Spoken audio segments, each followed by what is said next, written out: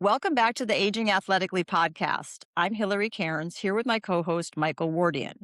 On this show, we talk with athletes, experts, and each other about what it takes to keep training and competing at a high level as we get older. If you're here to be inspired, laugh a little, and learn something along the way, you've come to the right place. Thanks for being with us. Today's guest is Alice Greene, and her story is such a powerful reminder that it's never too late to start competing. Alice was born and raised in Washington, D.C., and while she's always stayed active, she didn't begin competing in track and field until her 50s, when her daughter encouraged her to try the Senior Olympics. What started as something fun quickly turned into much more. Alice has competed at the district, state, and national levels, earning gold medals in events from the 50 up to the 400, and she continues to train and compete today. She's also returned to swimming, and as a grandmother, is showing what it looks like to stay active and engaged as we get older. We're excited to talk with Alice about how she got started, what's kept her going, and what this chapter of her life has meant to her. Alice, welcome to Aging Athletically. Thank you for having me. Yeah, we're so excited to talk. I have to say, I really idolize people who continue doing track races up into their 70s and 80s, and I truly hope that I'm going to be able to do that when I get a couple more decades in me. So really excited to hear about how you're staying at it. Okay. So the intro, do we leave anything out? Is before we get started with some of our questions, is just want to make sure that we've accurately kind of characterized a little bit who you are. Is there anything you want to share that we missed? No, I think you covered it all. Okay. Well, welcome. Yeah, that's awesome. What a cool thing. So what got you started like competing in your 50s? Was it just like going out for the Senior Olympics, or was there like some other motivating factor? Actually, a few years before that time, I had some really stressful events happen. My job, they start having layoffs. My husband got ill, and I had increased work responsibilities. So I had started walking in my subdivision. I had a 3.1 mile that I would start walking, and I started walking faster and faster to get it done. Shortly after that time, my employer had built a full-time live well center. So around that time, my daughter was an intern at Disney Wide World of Sports, and they had just had the national games there in Orlando, and she said, "Mom, you can do this." She said, "You walk faster than most people run." So I was like, "Really?" And she said, "Yeah." So she got all the information about the Tennessee state coordinator, and she hooked me up to that. So I just, I said, "Well, what the heck? I can try this." So I did. So that's how I got started participating in the track and field in the senior games. Wait, so but you have to sign up for like a certain category, because I finally qualified to be in the senior games, and like you have to decide if you're going to do like the 400, the 800, the hurdles, the high jump. Did you just sign up for everything like I did, or did you like pick one that you were going No, to do? I did not. I had a friend who was an Olympian. She actually trained my children. And she said, "Well, go to the track and time yourself." She gave me a timer, and she said, "Run the 50, run the 100, run the 204." Well, my times for the shorter distances was not very fast. She said, "So why don't you do the 400?" So that's how I determined the 400. So after about 4 years of doing district, state, and national 400, as my daughter says, "Mom, you go in all these cities. You might want to add a few events so you're just not there for one event." So then I added the 100 and the 200, and then they start offering the 50-meter dash. They didn't have it all the time, but recently in the last 10 years they off. So I signed up for that too. So that's how I got started. But no, I did not sign up for everything. I was just scared to death. I just wanted to do that one event and do it well. Yes. So for the 50 and the 100 and maybe even the 200, are you down in the blocks? I tried that for a little while, but I wasn't as comfortable in the blocks. So I do the standing count, yes. Okay. Yeah, Yeah. I think I would fall on my face if I tried the blocks. Yeah, I was kind of afraid of that. Yeah. So, well, I should have prefaced all this by saying I do know your son. So, your son Richard has come to has been a track runner for his life, but he and I have run together for probably close to 20 years. He's been a part of the track group that I run with on Wednesday mornings. So we might talk about Richard a bit more because it'll probably Okay. be woven in here. All his talk about aging seems to come up a lot for him. But so I know you watched him as an athlete, and then his I think older, right? Is your daughter's older? Yes, she's older. And she raced track as well. Like, was watching that, did that factor into your decision? I mean, did you have inklings earlier that you wanted to do that? No. Okay. No. No, I would go to their track meets, and I even went to, St. Louis when Richard was a senior. He said, "Mom wants you to see me run before I graduate." So I did, and so I saw him at his last track meet, and I saw Kaia one time too while she was up in Hanover.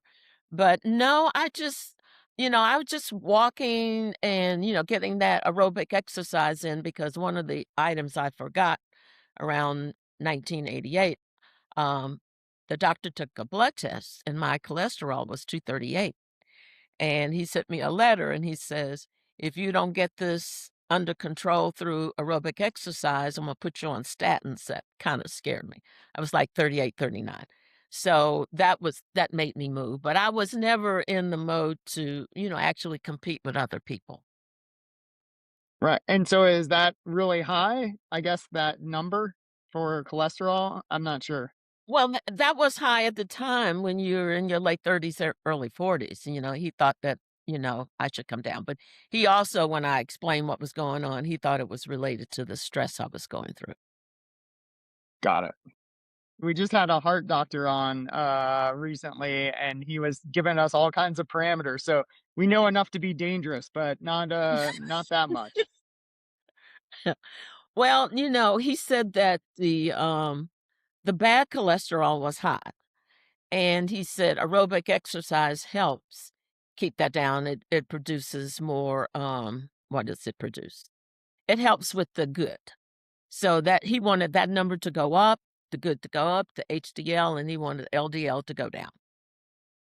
Got it. And so the walking really helped that. The power walking really helped that.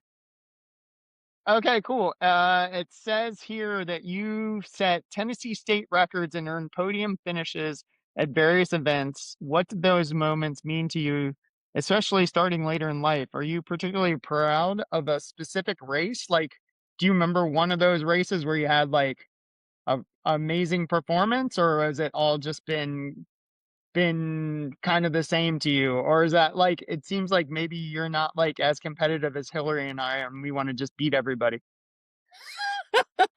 Well, when you travel a great distance to run in a race, you really do wanna win something. Okay, cool. Yeah, we feel the same way. That's we're 100% on your team, right? Yeah, yeah. When I traveled to Nashville, which is 2.5-hour drive, and I participated in an event, so I think that first time I had a goal at the state level, it was really special. I didn't know that it broke any records. I think it was a minute 19 in that age group, and I'm not sure it Okay, was the first one. It may have been the second or third state, and so that record stood. I would check every year, even if I didn't participate, to see if any.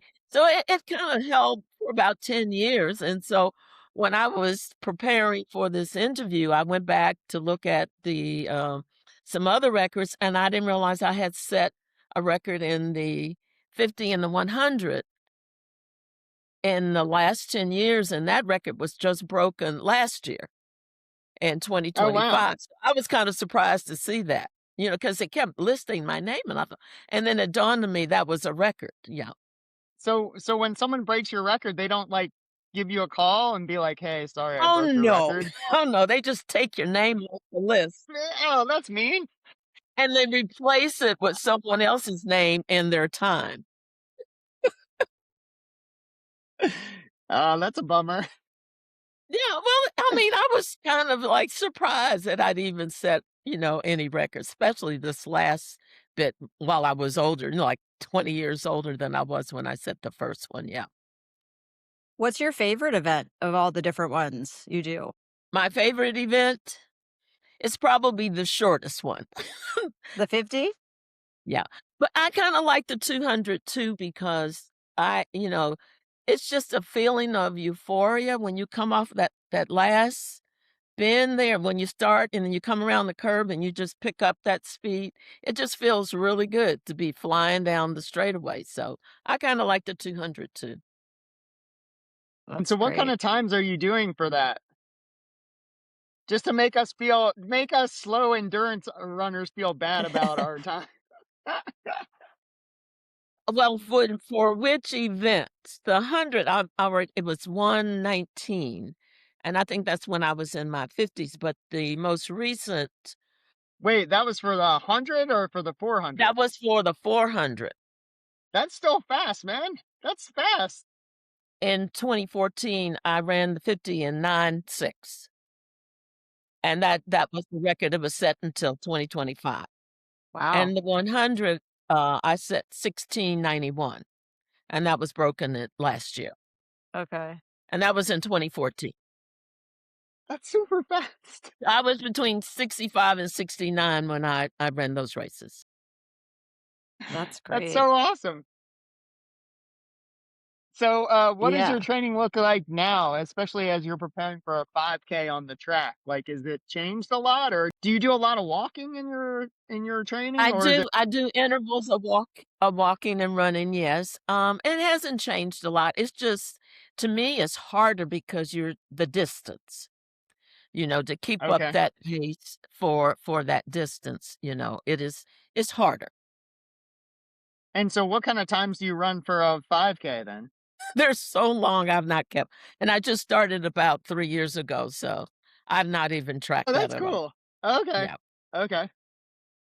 Yeah, so I know that you're targeting the 5K summit. Yes. Is there a particular one that is it like the USA Track and Field?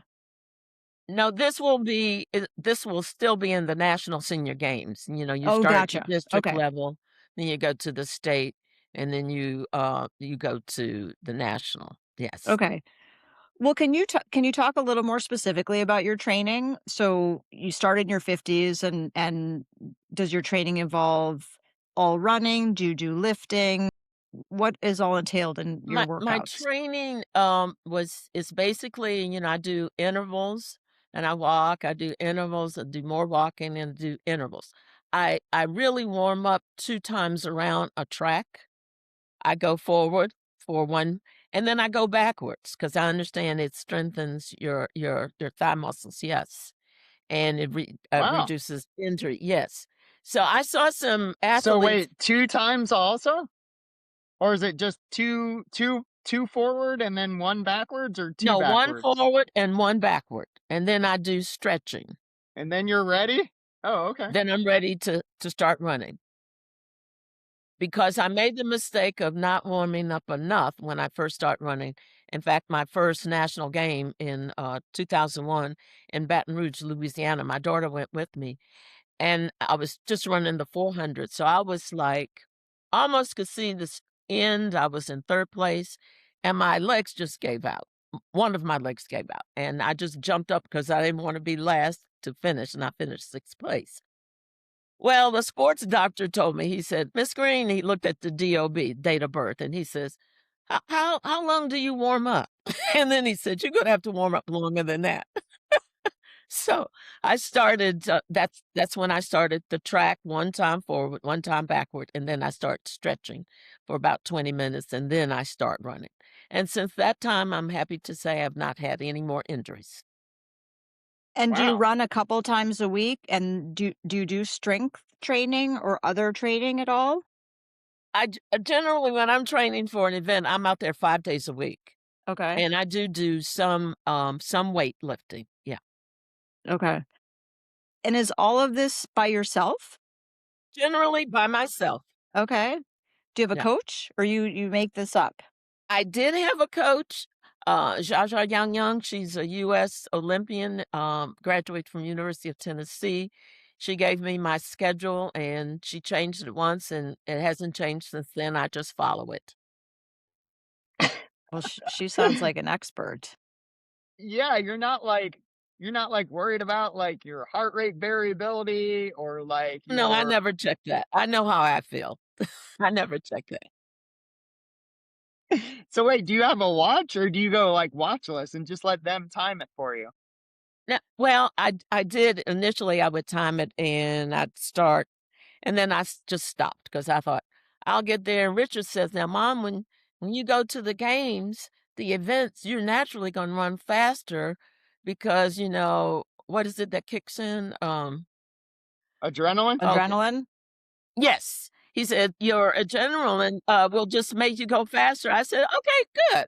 So I don't have to worry about my times. So I just get out there and do what I usually do on the track during the week. Have you tried the field events too? I know a lot of athletes kind of do everything at No, those races. no, Okay. I'm just so conscious of injuries. I Yeah. see them doing the high jump and hips, and all that. And I'm thinking, no, I still want to be walking when I'm 100. Yes. Yes. Yeah. I see something that's saying that you got back into swimming. So is that part of your routine also? Like in your 60s, you're swimming now and you're even starting to race a little bit? I decided to diversify myself in case the legs go. So I started taking swimming lessons again. And, Okay. the backstroke, she said I could compete. She said, "Oh, you can compete because you're pretty good there." So it's the rhythmic breathing that I'm having issues with, I'm struggling with, and I did it. I had issues with it 50 years ago, and I still do today. So that's my goal, is to get that down. Yeah. But I think swimming is an all over exercise, and it really helps with your breathing, and the breathing helps when you're running. Yeah, for That makes a sure. lot of sense. So how many days a week are you swimming? Well, I started like 3 days a week, now I'm down to 1 because of the change in the schedule, but hopefully, when I'm back in my house, I can get back on my schedule and maybe go 3 days a week. Have you had any injuries over the years, or how are you staying healthy?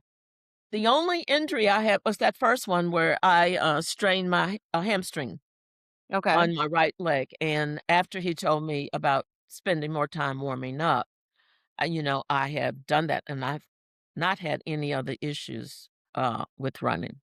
Okay. Have you felt that you've changed at all as you've gotten older? I mean, do workouts feel harder in any ways, or does everything feel pretty much the same? Well, at some point, it just feels like it's taking a little longer, to get through the whole routine, and, but other than that, I just adjust and you just move on. Muscle memory is what the athletes in my family tell me. Say, Okay. "Mom is all about muscle memory." So that's And so good. are your kids still competing too then? I think I think they both run, and I think they both have run the 10K. And I did suggest to my daughter that she's now old enough to go to the senior games with me. She wasn't really happy about that. Well, she would be surprised. You can win a lot of medals if she cares about medals. I think last Yeah. year I won Yeah. 43, 43. So My Wow. gosh. I don't know if she's interested in doing that, but I did suggest that to her, and sent her the, email address for, contacting the person in her area. Yeah, Richard, I don't think is old enough. is she based in the DC area also like She's Richard in or is she somewhere Baltimore. else? She's in Oh, okay, Baltimore. that's cool. I don't think Richard is old enough because I don't think he's 50 yet. He's not. You have to be 50 that year that you compete. You would think Richard was like much older than he is because he talks all the time about how old he is and how everything aches, and he gets like a little twinge in a calf or something, and then he disappears and doesn't come back for weeks. So I don't know. I think you need to maybe chat with him and just remind him of all that you're doing because he always finds some age excuse to not show up. I think his excuse has more to do with his family responsibilities, you know? Yeah. I don't have 2 little boys to contend with, so he does, yeah. Good point. Good point. Yeah, but speaking of little kids, so you're a grandmother. Yes, I am. Does that at all impact your choices around the activity? I mean, do you feel like you're an inspiration to them? Do you feel like you doing it to be able to, play with them still as they get older? Do they factor at all? That's a good point. They did see me run in the state games in 2021, and they said, "Grandma, that's awesome. That's awesome. You went all the way around the track." Their response was it was kind of funny, but it is an incentive to stay in shape because I can do things with them, you know, and so that's one of the but the best incentive is that you feel better. Your outlook on life is better. You can do more things, and you're just not limited by your own physical limitation. Yeah, for sure. Agreed. What's one thing that you think surprises people when they hear what you're doing? Like I was speaking for myself, I was surprised that that you think 5K is a long way because to me that's like a short event, but like coming from your background it makes a lot of sense when you're like hammering like 119 400s like yeah, that's going to feel terrible. I get something that, like, you had said, like, "Oh, you're taking up swimming in case something happens with your running," but I get the thing all the time, like, "Oh, how are your joints? How are your knees? How are your whatever?" Is there something that you think surprises people about what you're doing? I do think they are surprised that I'm still running. I went to a funeral of a former fellow employee last year, and a couple of guys came and says, "Are you still running?" I said, "Does it look like I'm still running?" They said, "Yes." I said, "Well, I am." So they're all surprised because they have given up. But I think if you continue it, it's just harder to get back in if you stop. So continuing it just makes sense to me. Yeah, makes sense. What motivates you? I mean, you've talked about health, but I heard a fair amount about like kind of liking the medals too. Like what is it that drives you to keep competing? Well, I like getting medals in new things. Okay. So once I got the gold in the 400 in Birmingham in 2017, and then in 2022, I got the gold in the 50, the 100, and the 200. I said, "Okay, my work here is done." Same meat? Yeah. Dang, you gotta let someone else win something. Well, I did. I let a lady win the 400 because I already had my goal from the previous one, and she'd just gone through a very, catastrophic event in the family, and I thought, "I'm just gonna cruise around this track," and she said later on, "Did you let me win that race?" I said, "No, I was running, you won that race."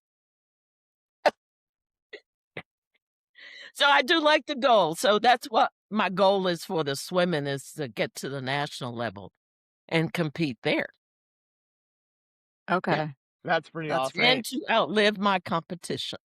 Oh my gosh, that's my mom's goal. My mom, like, she keeps track. Yeah. Does she, participate in sports? Not anymore. She's 82 now. Okay.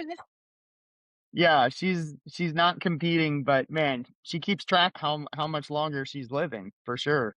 Oh, oh. Which is good. I'm glad. I'm glad she's around. If someone was listening in their 50s and 60s or beyond, what and wondering if it's too late to start and compete, what do you want them to know or hear? It is never too late to start. You have to start somewhere. And I think, whether you're in your 50s or 60s or 70s, I saw one year, I think the last national game, man, that was 100. He was rolled around the event by his grandchildren or great-grandchildren, and when it came time to do the 100, he got up out of that wheelchair and he got down that track. However slow, he got down, 100 Oh, years old. So when I saw that, I said, "That's what I want to be doing when I'm 100." So I don't think it's ever too late, especially the, results and the benefits of exercise in your life. It keeps everything the joints loose and your tone, you can do a lot of things. You're just not confined to a wheelchair and a very sedentary life. yeah. So we have some questions that we ask all the athletes that we have on the show. Would love to hear how you respond. What's your favorite snack or drink that you have before and during competitions? And then what's your celebratory Okay. meal? I generally, before a race, and this was information given to me by my coach, was to eat grapes and oranges for energy, for that burst of energy. So I usually do that an hour before each of those races. Okay. And I drink a lot of water, during the race too. My meals 2 weeks before races, it's generally very light. I do not eat meat, and I'm allergic to chicken, so we're down to fish and turkey, but mostly it's a plant-based diet. And so, my ideal running weight is usually in the 120s, and, I can feel the difference when it's higher. It's hard getting that weight around that track. So, lighter is faster. And so I like the brown rice and the quinoa and all the vegetables and salads and like that. After a race and I do eat some pasta before a race. After a race, it's just probably another good meal, a heavier meal, but lighter meals 2 weeks before and lots of rest of the legs, yes. Makes All sense. right. That's good. Do you have a mantra or phrase that you use when you're competing? Yes, and it's for everything that I try new. I can do all things through Christ who strengthens me. That's a good one. As I'm going around that track. "I can do this, I can do this." And yeah, So you say it before and during? before and during. That's great. We got to have things to go to. Yep.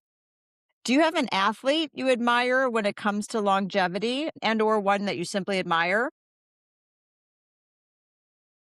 I don't know a track and field athlete that has run for a long time, other than those people I see at the national games who are competing at 88 and 95 and 100. To me, that is just awesome. Yeah, that's super cool. It proves that you can get there. Yeah, 100%. Yeah, man. Those guys like fire me up when I see like the little old guys and the little old ladies and they're just trucking around the track. Yeah, that makes my day.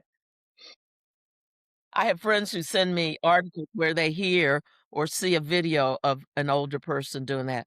"Ma Miss Green, that might be you one day." It might. 100%. Uh, if you could have been pro at any sport besides running, would you have chosen anything else or are you pretty happy being a runner? I think I would have loved to have been a really good swimmer. That makes sense. Yeah. yeah. What's a widely held belief or trend regarding sports and training that you disagree with? You hear the term, "someone is a natural born athlete." I don't know if I believe that. I think it's training. I think it's all learning and training. That's good. That's a I like that one a lot. And I feel like it's the same with like luck. People say you get lucky, but I feel like it's because you put yourself in the right position. Yes, it's work. It's work and trainings. It has nothing to do with luck. Yeah, what's a habit that you swear by that helps you age athletically?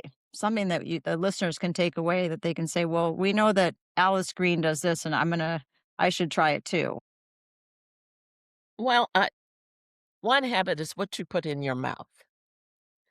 I drink at least 8 glasses of water a day, and, as my doctor says, absolutely what you put in your mouth affect how your body runs and how you feel and your numbers.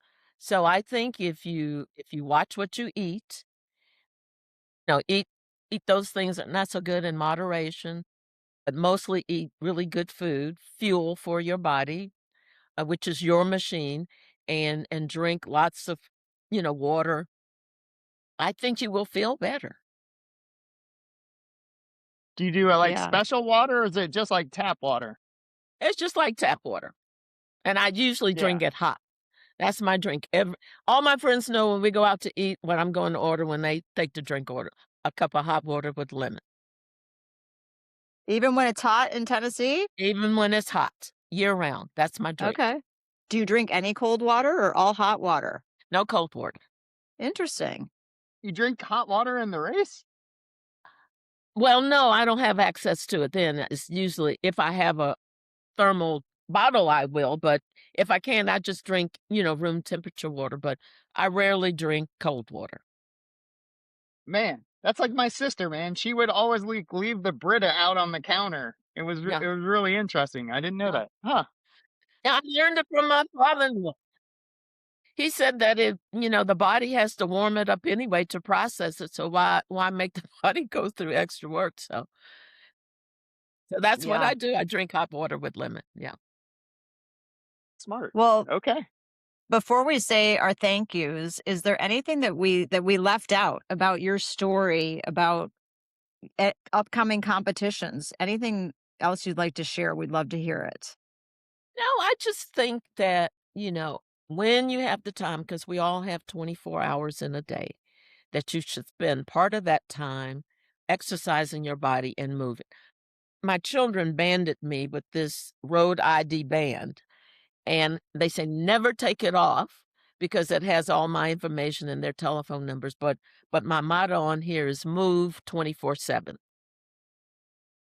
Love Do that. something every day. Yeah. That's good. I love it. Yeah. Hey, thank you so much for making the time for us. Yeah, we really learned a lot. You inspired me, man. I can't wait to try to chase some of those times and records. Really? We need to go to the Yeah. national games. When are they? Well, wherever you live, you have to compete at the district level, Okay. and then you qualify to go to your state. I don't know how that works in the district, Okay. and then, once you have to, qualify in the first 3 slots, 1st, 2nd, and 3rd, before you can go to the national games. Okay. And so the national games next year will be in Iowa. And so I missed the district games, but I'm gonna go to the state games in a month to run the 5K, Okay. which means that I can qualify to go to the national games. Okay. Yeah. 12 and a half laps on the track for the Yes. 5K. It's a lot of laps. Yes. And I do it early in the morning before it gets too hot. Okay. Yeah. Yeah, perfect. Yeah. Yeah, no, I Yeah. thought I saw it was Des Moines also because I looked at it because I don't Yeah. know if it's true, but I feel like if you do the Virginia State games for like the Senior Olympics, I feel like it might be a qualifier or it qualified me for something. Yeah, it is if you're in Virginia, and I don't know what their relationship or connection to the district games, but when you qualify at the state level, you automatically go to the national level in the 1st, 2nd, or 3rd. And some things are different. Some events are open that you don't have to qualify in, like the 5K. So just read the requirements online for every state, and they'll give you that information. Yep.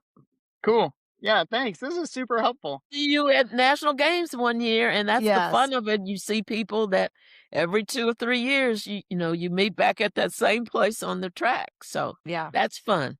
Yeah, it is That fun. would be cool. Yeah, All right. Thank you so much, Alice. Thanks so much for being with us on Aging Athletically. If you like this episode, follow the show and share it with someone who's still out there getting after it or someone who might be inspired. You can find us on Instagram and YouTube under @Aging Athletically. And if you have feedback, please send us a message there or email us at agingathletically@gmail.com. Until next time, keep training, keep competing, and keep aging athletically.